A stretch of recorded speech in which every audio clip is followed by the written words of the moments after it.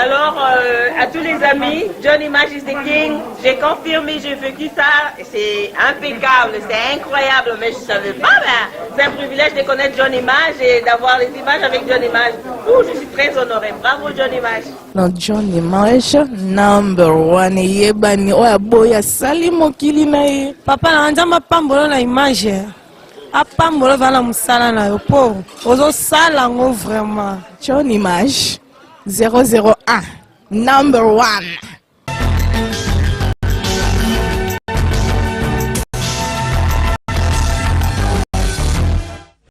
La femme a droit de ne pas subir les violences sexuelles conjugales.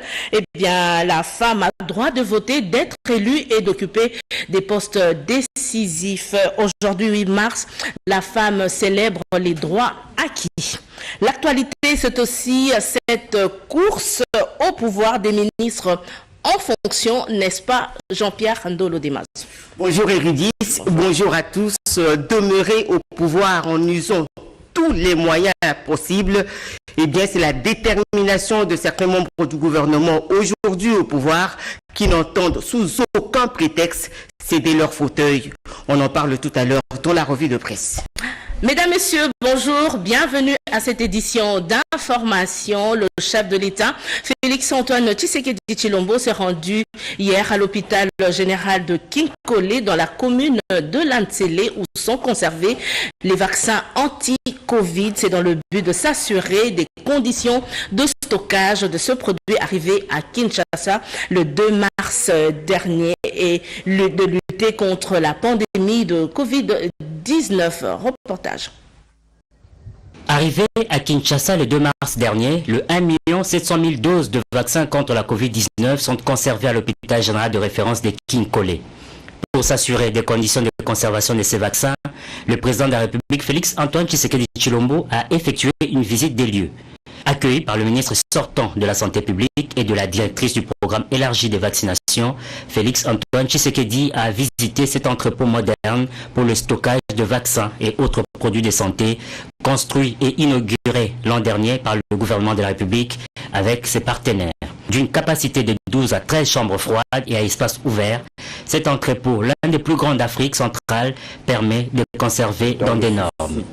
De voir que les filles et fils de ce pays sont en train de recevoir des produits pharmaceutiques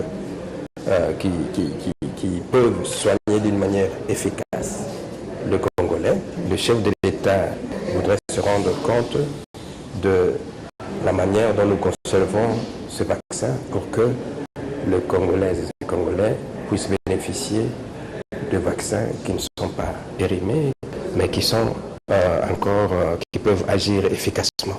Dans sa visite guidée, le chef de l'État a été attentif jusqu'au moindre détail pour se rassurer que les vaccins contre la Covid-19 ne sont pas périmés ou mal conservés. Nous voulons vraiment inviter la population à passer au-delà de toutes ces fausses informations et aujourd'hui à se dire nous allons avancer, nous voulons revenir à une vie normale.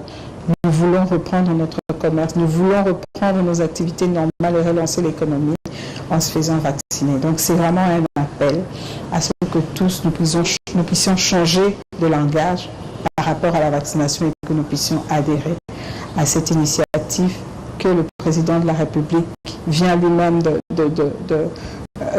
en quelque sorte de voir et puis il a vu que c'était vraiment une bonne chose. Voilà. En attendant le deuxième lot de 4 300 000 doses de vaccins, le démarrage de la vaccination contre la Covid-19 est annoncé pour la semaine prochaine. Toujours proche de la population, le président de la République, Félix-Antoine Tshisekedi Tshilombo, s'est fait le devoir d'échanger hier avec les pêcheurs de Kinkole, question d'améliorer leurs conditions de travail car la situation est amère. Cela fait 35 ans qu'un chef d'État n'a plus visité la cité des pêcheurs de Kinkole. C'est dimanche, journée dominicale. Le président de la République, Félix Antoine Tshisekedi Tshilombo, tenu décontracté, est venu à la rencontre de professionnels de la pêche. Objectif, écouter leurs préoccupations et trouver avec eux des solutions en vue de la relance du secteur de la pêche. Tout a commencé par un état des lieux de la pêche à Kinshasa. La situation est catastrophique, a fait savoir le représentant de la délégation des pêcheurs du pôle Malébo. La pêche demeure artisanale et les pêcheurs manquent de tout. Dans un mémorandum lu devant l'assistance et remis au chef de l'État, les pêcheurs plaident notamment pour la création d'une coopérative, la relance des activités de l'Office national de pêche et la restitution du port de Kinkole spolié. Muni d'un stylo et de son calepin, le président de la République a pris de bonnes notes. Pas du tout lassé d'écouter les intervenants qui s'est succédé. Suffisamment informé, le garant de la nation s'exprimant à Lingala a dit avoir beaucoup appris de ses pêcheurs. Séance tenante, Félix Tshisekedi a fait une série d'annonces.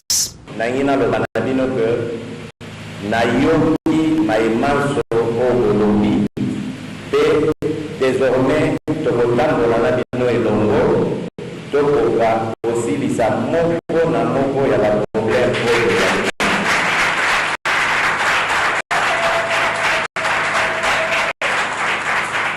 makambo na kokikolaka bino lelo nazobima awa ifo esalema ezali deja oyo ya coopérative likambo na yele ezalaki wana ndeko Claude ndenge aza wana ayebi masolo tosolaki na ye mpona kotala ndenge nini tokoki kobanda coopérative wana awa but ezali to multiplier initiative wana na Congo mobimba esika bapêcheur na biso nyonso bazali expérience oyo tokobanda lelo ya coopérative nayebi bien ke kotambola malamu tokozwa siko exemple wana tobandi komultiplier yango donc eloko ya liboso yango na ya mibale na oki bolobi likambo ya port ya Kinkole nasi nayokaki yango abana yawa likambo ke babotoli bino port nani bourgmestre azali awa azali koyoka ngai soki port wana ezongi epa bapêcheur te yo mosala na yo esili toyokaka malamu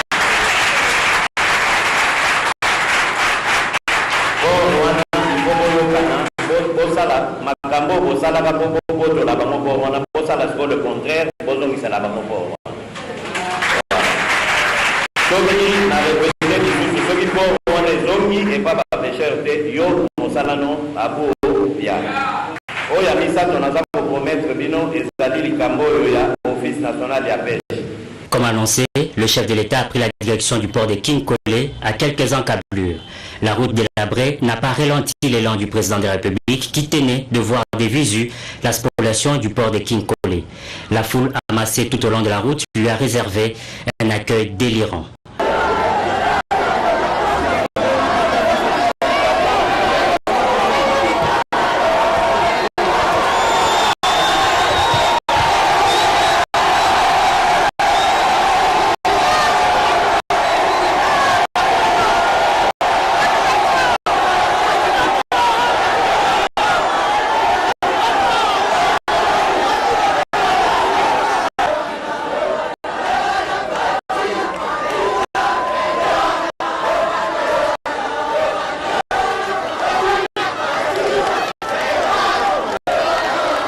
Dans sa politique de proximité, toujours à l'écoute de sa population, le chef de l'État instruit les autorités locales à restituer immédiatement ce port aux pêcheurs. De retour à la cité de Kinkole, où l'attendaient de nombreux habitants du quartier, le chef de l'État a fait la restitution des échanges qu'il a eus avec les pêcheurs. Félix Tshisekedi a rappelé à la population ses principaux objectifs, parmi lesquels l'amélioration des conditions de vie des citoyens congolais. C'est dans cette communion avec cette population que le président de la République a quitté cette cité dédiée aux pêcheurs de la commune d'Enseli.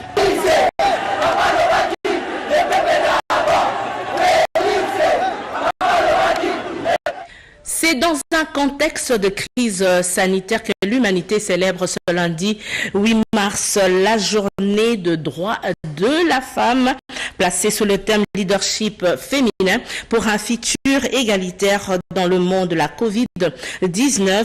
Dans son message, le ministre du Genre, Famille et Enfants a rappelé l'engagement du gouvernement qui entend initier des formations en faveur de la femme afin d'augmenter la participation de celle-ci dans la lutte contre la Covid-19. Les combats de la femme, une quête perpétuelle de l'égalité de droits entre les genres. Et le 8 mars est cette date commémorative pour en établir les bilans. Dans son message, la ministre d'État, ministre du Genre, Enfants et Famille, Béatrice Lomé-Atilité, a donné l'essence de thèmes choisis cette année. Le 8 mars de cette année 2021, les Nations Unies ont proposé à la communauté internationale les thèmes d'orientation suivants. Leadership féminin pour un futur égalitaire dans le monde de la Covid-19. De ces thèmes internationaux découle notre thème national, à savoir leadership féminin d'excellence, société égalitaire et numérique à l'ère de la Covid-19 en République démocratique du Congo. Ce thème national que je viens de vous présenter nous interpelle tous et toutes et nous demande d'accroître davantage les moyens et les opportunités à mettre à la portée de la femme afin de combler les gaps par rapport à l'homme dans un monde appelé à marcher grâce à l'information, surtout scientifique et numérique. Car d'aucuns ignorent que la situation sanitaire actuelle est marquée par la pandémie des maladies au nouveau coronavirus. La crise actuelle vient une fois de plus rappeler le rôle primordial de la femme dans l'encadrement de la famille comme cellule de base de notre pays. Comme vous l'avez constaté, notre pays, la République démocratique du Congo, à l'instar des autres nations et de la communauté internationale, s'engage à travers les thèmes nationaux ci évoqués à mener des actions d'initiation et de formation en faveur de la femme afin d'augmenter la participation de la femme à la lutte contre la pandémie de coronavirus et les autres maladies mortelles qui menacent les Congolais et les Congolaises, à l'exemple d'Ebola, du VIH-Sida, de la tuberculose et du paludisme.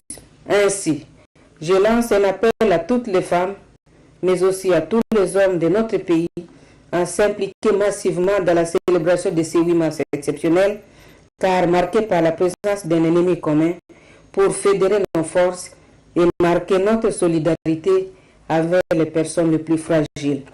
Une pensée particulière à nos sœurs qui sont à l'est du pays, qui font face aux défis sécuritaires en sus de cette crise sanitaire. L'objectif est d'atteindre une gouvernance égalitaire.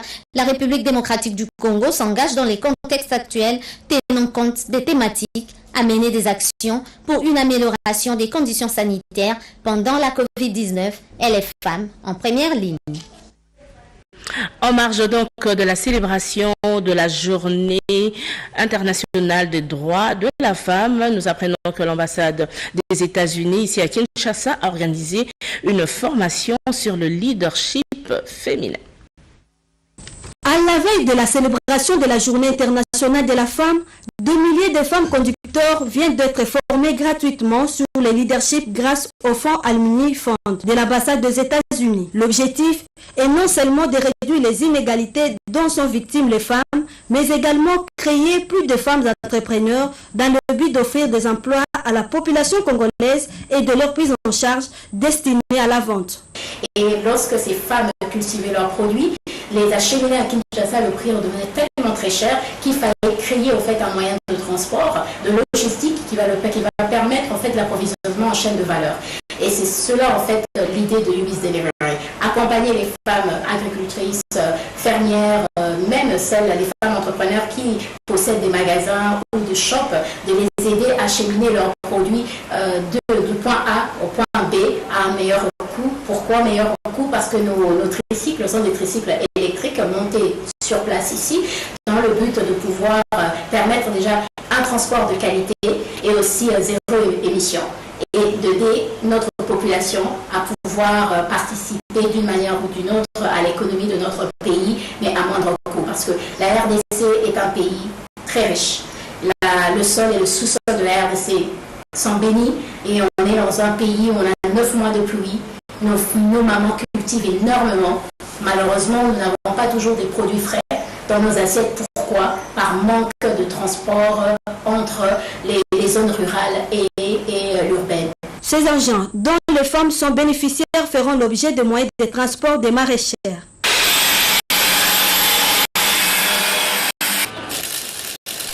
Selon l'ONU-Femmes, ces femmes sont protagonistes figurant à l'avant-plan dans les combats contre la Covid-19.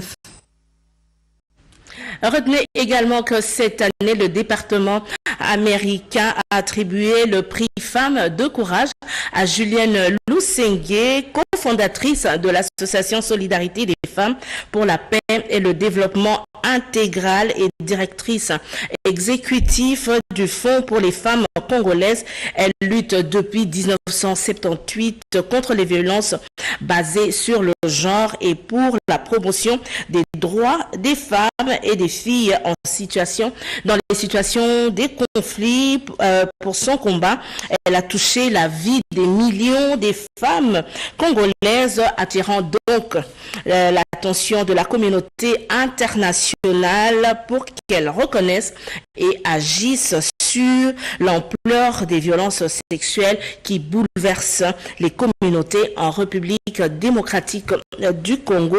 Julienne Lusenge, si vous ne le savez pas, est membre du panel d'accompagnement de la mandature du chef de l'État Félix Antoine Tshisekedi à l'Union africaine. Bravo donc à cette femme d'honneur.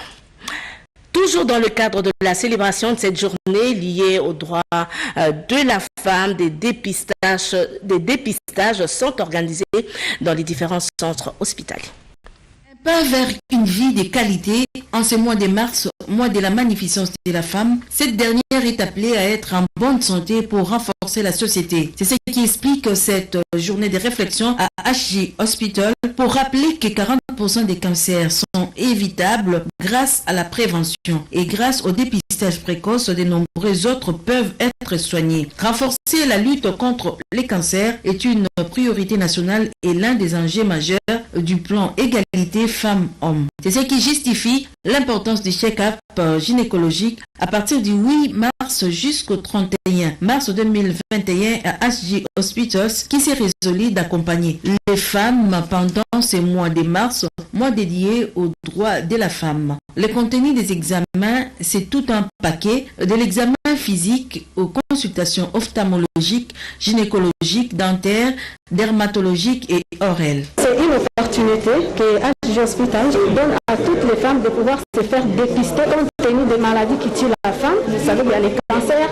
nous avons les cancers de sein, les cancers de col de la matrice. En dehors de ça, il y a aussi beaucoup d'autres maladies qui tuent. Il y a l'hypertension, il y a le diabète, il y a l'insuffisance rénale. Vous savez que nos femmes ne peuvent pas se dépister. Elles sont malades, elles ne se connaissent pas tout simplement parce qu'elles n'ont pas d'argent. Et HJ Hospitals, chaque année, il s'est résolu à accompagner les femmes pour pouvoir se faire dépister. Et c'est alors que nous lançons cette campagne de sensibilisation qui commence déjà dès ce lundi. Notons que les cancers restent en effet l'une des premières causes de décès chez les femmes dans notre pays. Cette situation doit cesser. Les mamans maraîchères ont été sensibilisées sur le thème national de la célébration de la journée de droits de la femme par certains membres de la maison civile du chef de l'État avant de bénéficier d'un don des matériels oratoires et kits sanitaires de riposte coronavirus.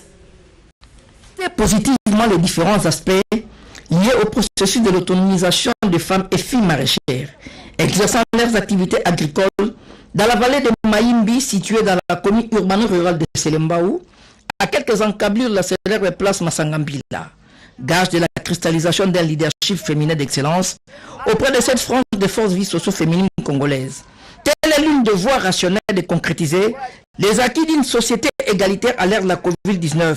Principal objectif de la naissance dans ce site à vocation agricole d'une forte délégation de membres de l'Union pour le soutien des actions sociales du président Félix Antoine Tshisekedi Tshilombo Fachi, USAFACH, l'une des structures philanthropiques de la maison civile du chef de l'État.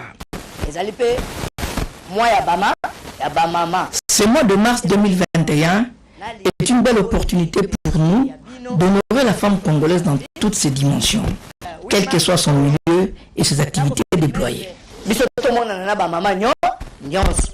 Dans la vallée de Mayimbi, ces membres de l'USAFACH ont doté ces mamans maraîchères d'un important lot de matériel aratoire, d'une série de kits sanitaires de riposte à la Covid et autres ustensiles agricoles de première nécessité. Geste philanthropique salué par les bénéficiaires. Les mamans congolaises ont lutté efficacement contre la Covid-19. Nous vous demandons de vous occuper de toutes les femmes congolaises, tout en mettant un accent particulier sur celles qui vivent dans les milieux les plus reculés du pays. Commencez par le maman de la vallée de Mayimbi. Cet acte de remise gratuite des matériels aratoires et kits sanitaires par les AFACH va se poursuivre dans d'autres sites où les femmes rurales exercent d'autres activités maraîchères. Une organisation canadienne en collaboration avec l'Union congolaise des femmes des médias a organisé une table ronde sur la participation politique de la femme en République démocratique du Congo. La représentativité des femmes au poste de prise de décision demeure encore un défi majeur. En République démocratique du Congo, selon un sondage de l'Union interparlementaire, seulement 18% de femmes accèdent à ces postes. Et face à ce tableau encore sombre, JDH RDC, en collaboration avec UCOFEM, a réuni les responsables des médias, les membres des organisations de la société civile, autour d'un déjeuner d'échange destiné aux parlementaires congolais. Ces échanges ont porté autour de la problématique d'accès équitable des hommes et des femmes dans la gestion de la chose publique, aussi l'état des lieux de la participation politique de la femme. De ces échanges sont sortis des plaidoyers couchés sous forme de recommandations adressées au Premier ministre Sama Lukonde d'être un modèle en matière de respect de l'article 14 de la Constitution qui consacre la prise en compte de la parité dans son gouvernement en gestation et de se baser sur l'application de textes juridiques existants qui plaident pour la représentativité de la femme au même titre que l'homme. Les acteurs politiques si présents ont réaffirmé leur souci de vulgariser le cadre juridique de la parité auprès des décideurs. On a fait un état des lieux des instruments juridiques internationaux, nationaux. Il y a encore un travail à faire parce qu'il y a des instruments juridiques qu'il faut ratifier. Mais tout le monde est d'accord qu'il faut vulgariser les lois. J'ai fait une recommandation qui va dans le sens de sensibiliser les acteurs politiques, les responsables des partis politiques, à aligner les femmes lors des compétitions électorales et pour des nominations. Et une autre recommandation, c'est de créer un cadre informel d'échange entre parlementaires et acteurs de la société civile, s'agissant des questions qui concernent les femmes. Des lois qu'il faut révisiter, par exemple le code de la famille et d'autres. Nous pourrons dire que l'atelier s'est bien déroulé et nous ne pouvons qu'encourager ce genre d'activité parce que ça donnera la place à la femme de pouvoir exister en politique et surtout de comprendre aussi sa place en politique. Les droits de femmes restent indissociables des droits humains, ce qui explique l'engagement du JDH RDC d'œuvrer aux côtés des ONG, de la société civile et des journalistes pour la promotion de la femme, du genre et de respect des textes sur la parité. Dans la province de la Lomami, les femmes ont été sensibilisées sur la journée d'aujourd'hui, la journée du 8 mars, dédiée aux droits de la femme. Notre souci est de relever et impliquer la femme de la province de Lomami dans les divers domaines de sensibilisation.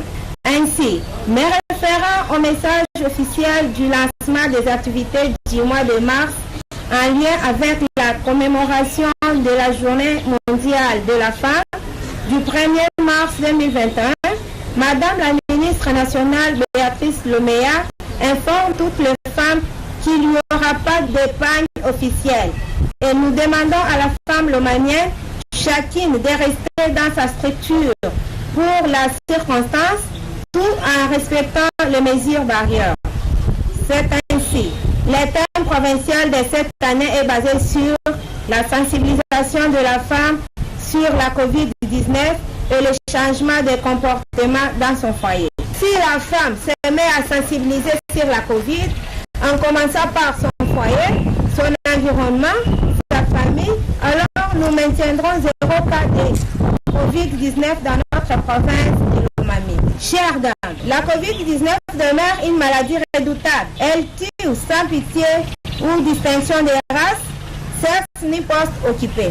Comment puis-je me protéger ou limiter la propagation du virus? Il me faut laver les mains fréquemment avec de l'eau coulante et du savon ou de la cendre.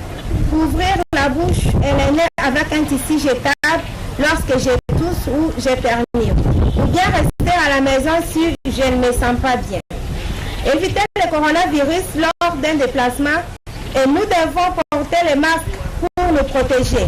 Isolons un suspect de coronavirus. Et puis ce cri de détresse de la population de Boma, nous sommes là dans le Congo central. Cette population se plaint de la pénurie d'eau potable et l'augmentation de la facturation de la Régie des eaux. La Démocratique du Congo possède plus de 50% de réserves d'eau, mais malgré cette quantité énorme, la population peine à accéder convenablement à cette denrée vitale. Au-delà de cette difficulté, tenez, la population de la ville de Boma crie à la surfacturation d'eau potable fournie par la Régie de distribution d'eau. Elle est passée soit de 9 600 à 17 000, voire 200 000. Face à cette situation, les abonnés ont demandé à la Régie des eaux de revenir à l'ancienne facturation pour leur permettre de s'acquitter de cette obligation à la fin de chaque mois. En tant qu'abonné de la Régie des eaux, d'après nos vérifications, les tarifs n'ont pas changé à Matadi. Au niveau de Boma, des factures, par exemple pour mon cas, c'est multiplié par 3. La loi, il est prévu qu'il y ait équité et égalité des prix. Donc je pense que la Régie des eaux doit pouvoir quand même revenir sur ses bons sentiments, parce que le chef de l'État qui a annoncé que 2020, année difficile avec la pandémie de la COVID-19, je crois que tenant compte de cela, la population souffre réellement. Voilà ce que nous pouvons dire comme abonnés.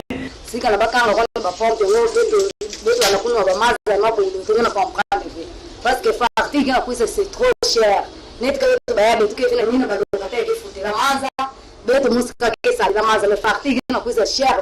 Personne ne passe nous expliquer ce qu'il y a, pourquoi il y a eu ces augmentations. Alors, on se pose la question.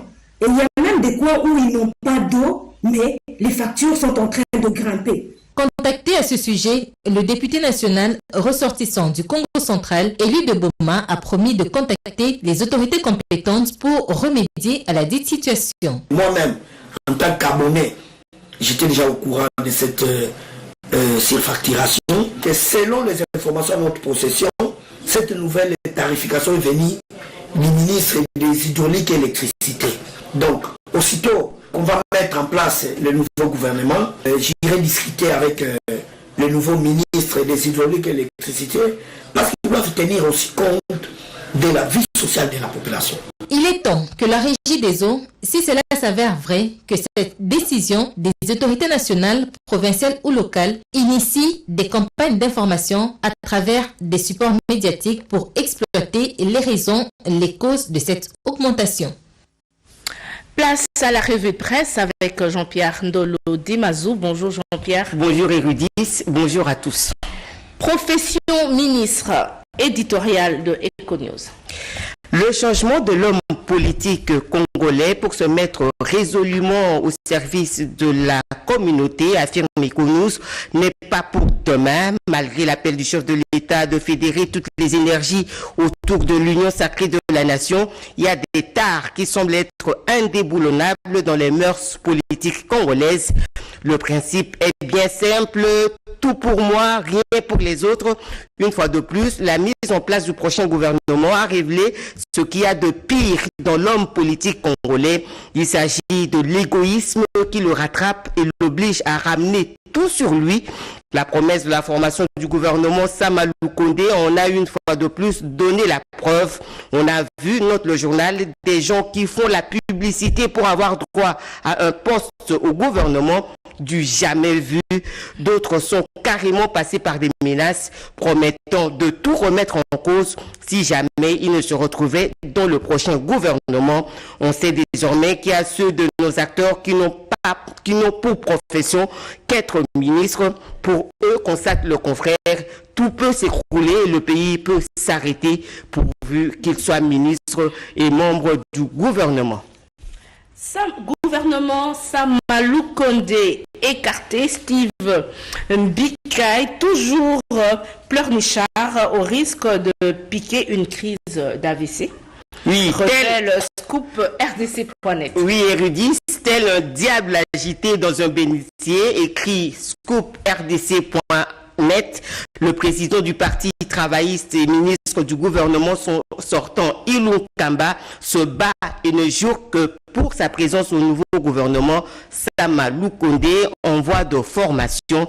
En effet, notre journal se sentant écarté par le président de son regroupement AFDCA, Modeste Bahati, au profit d'un autre membre, Steve Mbikaï, ne trouve pas bon que de diaboliser ce dernier qu'il accuse d'autoritarisme déviationniste. Après avoir exposé Modeste Bahati dans les réseaux sociaux, mais aussi après avoir rencontré ce dernier qui lui a dit la vérité en face, l'homme au français rouge Bordeaux a écrit au nouveau Premier ministre pour accuser Modeste Bahati et les analystes politiques de s'interroger à quoi s'attendait-il vraiment après avoir poignardé Modeste Bahati dans le dos. Pourquoi ne peut-il pas laisser ce poste à un autre cadre de son parti? 21 mois au gouvernement Tchibala et bientôt 18 mois au gouvernement Ilunga, soit 3 ans et 3 mois au gouvernement, c'est tout simplement de la gourmandise politique, conclut scoop rdc.net.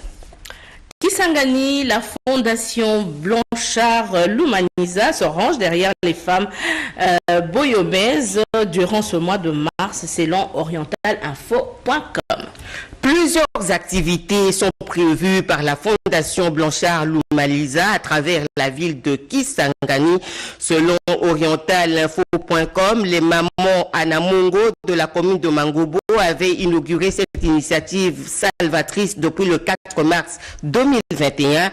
Celle-ci avait connu la visite d'une forte délégation de la Fondation avec à sa tête le coordonnateur Blanchard Lumaniza lui-même. Ensuite, les femmes coiffeuses qui avaient accueilli avec enthousiasme la dite délégation le week-end dernier. Blanchard Lumaniza n'a cessé de leur rappeler le thème national de cette journée qui est leadership féminin d'excellence, société égalitaire et numérique à l'ère de la Covid-19.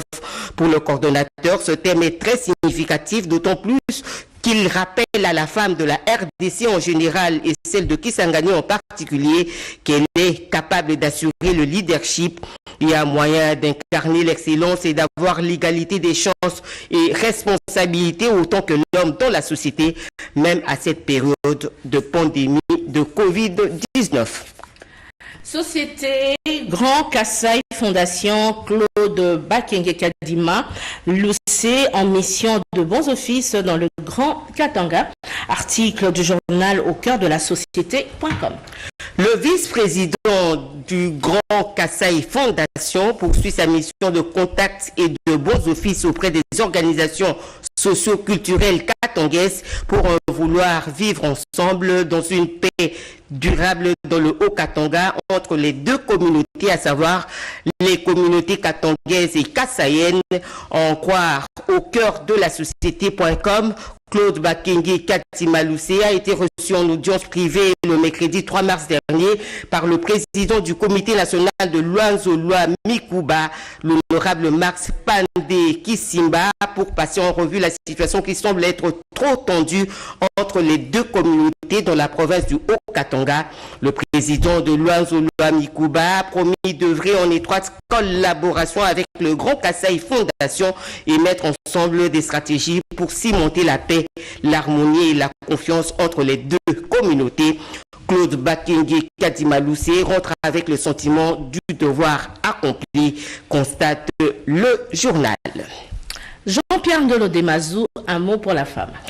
La femme congolaise, c'est aujourd'hui ta journée. Tu dois prendre conscience de ta valeur dans la société pour le développement de la République démocratique du Congo. Merci Jean-Pierre, à demain. Femmes battantes, femmes des médias, les Relevons-nous et travaillons dans la dignité et le respect, mutualisons nos efforts. Le pays a besoin de nous comme actrices de développement. Bonne fête à toutes. Mesdames et messieurs, c'en est fini pour cette édition d'information.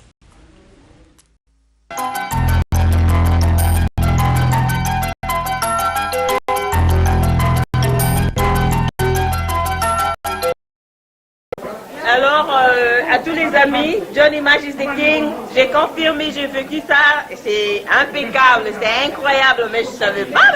C'est un privilège de connaître John Image et d'avoir les images avec John Image. Je suis très honorée. Bravo, John Image. Non, John Image, number one. Yebani, oya boya sali mokili na ye. Papa na nzamba pambolo na image. Apambolo vala musala na yo po. Ozo sala ngo vraiment. John Image 001, number one.